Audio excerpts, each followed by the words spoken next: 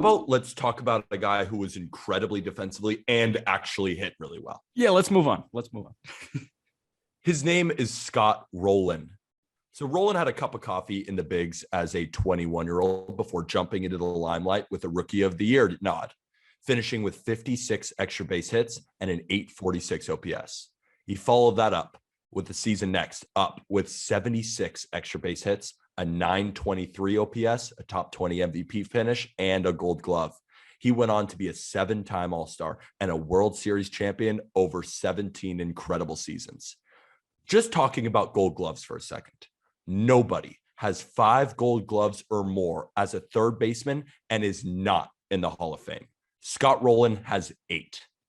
Emphasis on phenomenal when it comes to his defense, which might explain his 70.1 WAR, which is higher than Manny Ramirez, Tony Gwynn, and Pudge Rodriguez, which puts him 10th all time among third basemen.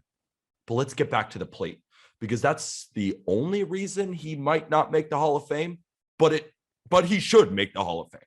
He was a great all-around hitter, 316 career home runs, over 2,000 hits, and his 162-game average for his career was 281, 364 on base percentage with a 490 slugging, 25 bombs, and 102 RBIs with a 122 OPS plus. He's also a stand-up dude with no demons in the closet. Let Scott Rolen in the Hall of Fame already. Shout out Evansville, Indiana. Shout out Evansville, Indiana. And he's right now, I think he's at 53% of the vote. He's on his 5th year or 6th year on the ballot. I don't know what the holdup is. He's a Hall of Famer. He's a top 10 third baseman of all time. What are we talking about here? The holdup is the voters. And the holdup is the talent that has been on some previous ballots, right? I mean, 2020, there was nobody inducted, which was bullshit, like total bullshit. But Scott Rolen, I mean, he was a victim of Mariano Rivera appearing on the ballot, and Randy Johnson and Pedro Martinez and all these guys appearing on the ballot when he was on there too. So it was, damn, you're not going to get in. But you have 10 votes, Jack. Why are people voting for 2 or 3? Nobody uses the 10 votes. Ridiculous. Dude, why listen, not? you ask me that question, I know. and I don't have an answer Jack? for you. I don't know. Let's get all of them on the pod. Let's do the same episode. Just stack them up. Ask them the same question. Like, let's ask every person with a ballot the same question. Why don't you vote for 10? And then just clip all those. No questions. I'm above the law. Sorry. No question. God, I hate that. Scott Rolen, sneaky 6'4", 250. Yep. He was a tank. Stud. Scott Rolen was a stud. He gets my vote. No problem. He gets my vote. I hope he gets in. Does he go in as a Philly or a Cardinal? That's such a good question. Played 844 games with the Phillies, 661 with the Cardinals.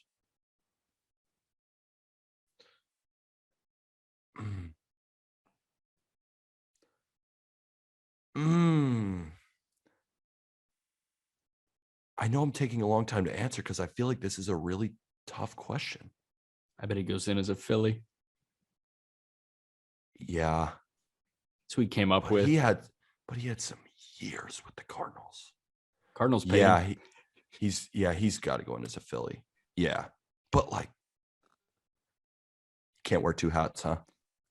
Can't wear 2 hats. That was the Piazza conversation, right? Who does Piazza go in with? And he chose the Mets. I always felt like he should have gone in with the Mets. And if you know what, Phillies. I agree. Phillies. We talk about the average WAR for a Hall of Famer often, 50 to 70. His career WAR 70.1. There you go. Above average for a Hall of Famer. Yeah, above average for a Hall of not like he's just above average of the Hall of Famers. Yeah. Derek Jeter had a 71.3 career WAR. And I know maybe his defense was lackluster and then the offense is what carried that. But Scott Rolen was just well-rounded. He was a phenomenal defender. He was a great hitter. Maybe the cleanest guy on the ballot in terms of just being a stand-up dude. Like a great guy all around. And the narrative around Scott Rolen is different than Derek Jeter. I mean, the narrative around Jeter being the captain of the Yankees, being that World Series hero, you'd think that his career WAR is like 4,000, but it's only one win better than Scott Rolen. That's not to knock Derek Jeter. That is saying Scott Rolen should be considered a really, really good player because, you look at the 70 career WAR, it was almost like 35 came on the offensive, 35 came on the defensive. And there we go.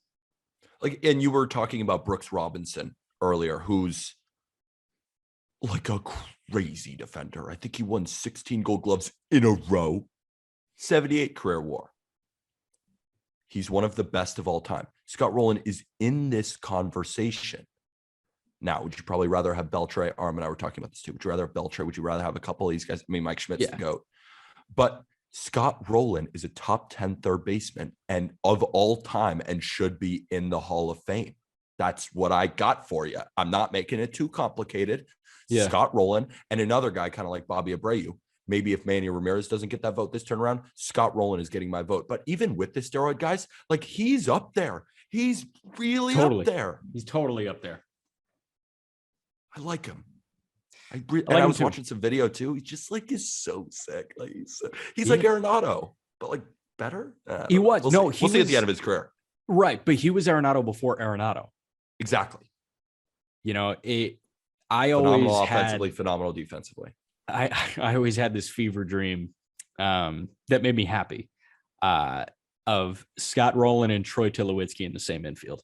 And then Arenado came along, but I was just like, if Rolen was the third baseman and Tulowitzki was the shortstop, like that is, beat up old glove with the eye black. I mean, let's rock. You know what I mean? That would have been. I just think over 17 years, and the reason why I read his stat line was like 281 with a 364 on base, 25 bombs and 100 RBIs. You get that year in and year out as one of the best defenders in the sport. That's offense and defense, not Vizquel. Like that is, that's a Hall of Famer. That's the difference. Like these guys are so good defensively, maybe not quite to Vizquel, but phenomenal in their own right. And then they just blow the shit out of Vizquel in terms of offense. Dude, I never said that Vizquel was offense and defense. I don't know why you're coming at me like this. I'm more just coming at the idea of Omar Vizquel being a Hall of Famer if the character clause didn't get implemented. Yeah. Or no, if he was a perfect citizen. Right.